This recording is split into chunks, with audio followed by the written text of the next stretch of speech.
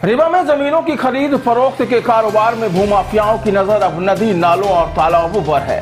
ताजा मामला रीवा के रायपुर कचुलियान तहसील का सामने आया, जहां एक सरकारी तालाब को ही नियम विरुद्ध तरीके से बेच दिया गया। हालांकि इस पर ग्रामीणों ने न सिर्फ आपत्ति दर्ज कराई है, बल्कि तालाब की जमीन को खरीदने वाले विंड ग्रुप पर नियम विरुद्ध तरीके से एग्रीमेंट कराने का आरोप लगाते हुए आज कलेक्ट्रेट कार्यालय में शिकायत की है। गिरफ्तार करो,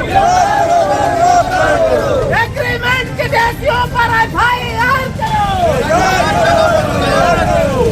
सरकारी तालाब का एग्रीमेंट निरस्त करो। दरअसल रायपुर कचुलियान तहसील अंतर्गत ग्राम पहाड़िया के लोग आज कलेक्ट्रेट कार्यालय पहुंचकर गांव के ही रानी सागर तालाब की नियम विरुद्ध तरीके से बिक्री किए जाने का आरोप लगाया है। ग्रामीणों ने जानकारी देते हुए बताया कि आराजी खसरा के विभिन्न नंबरों में कुल रकबा लगभग 32 एकड़ तालाब दर्ज है, जिसमें आम निस्तार, शमशान व मंदिर भी खसरे में दर्ज अभिलेख भूमि है। बताया गया कि उक्त तालाब में हिंदू रीति रिवाज के सभी पर्व एवं सार्वजनिक कार्य गांव के लोगों द्वारा किए जाते हैं, लेकिन बीते कुछ समय से इस तालाब को भूमाफिया खरीदने का प्रयास कर रहे थे।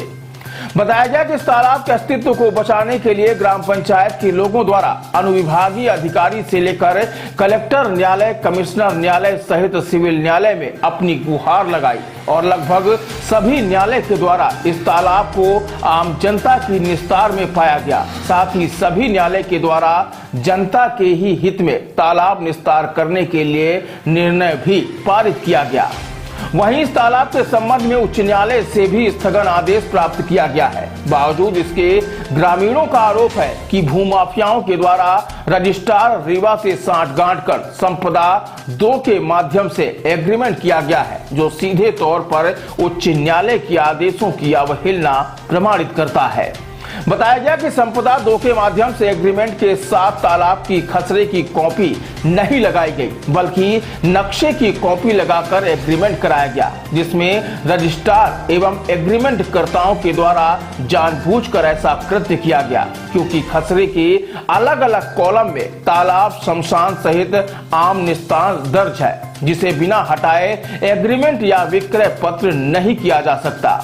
आरोप है कि जानबूझकर खसरे की कॉपी एग्रीमेंट के साथ नहीं लगाया गया, जो जांच का विषय है। फिलहाल ग्रामीणों ने उक्त मामले की शिकायत करते हुए एग्रीमेंट को निरस्त करने व दोषियों के विरुद्ध आपराधिक प्रकरण पंजीबद्ध कराए जाने की मांग की है।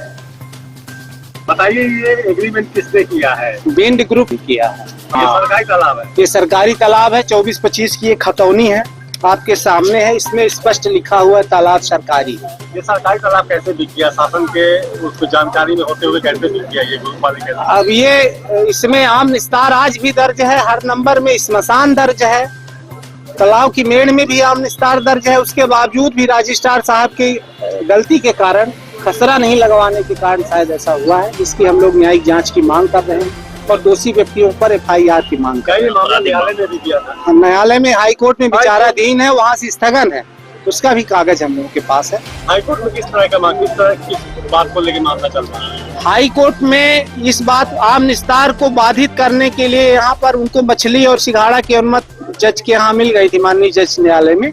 उसके विरुद्ध हम लोग हाईकोर्ट गए थे कि जिससे आम निस्तार बाधित न हो, आम जनता का निस्तार चलता रहे, तो वहाँ से हम लोगों को स्थगन प्राप्त है। मछली पालन कौन करता है? कौन कर रहा है? कोई नहीं कर रहा है, लेकिन उन लोग फर्जी तरीके से गलत तथ्यों के आधार पर एंट्री कराए हुए हैं। कब्जा आम जनता का है, उनका कब्जा भी नहीं है। ये नक्शे में सरकारी है या फिर प्राइवेट? नहीं, नक्शे में तो पूरा समूचा तालाब दिखता है, लेकिन खसरे में बटांग कायम है।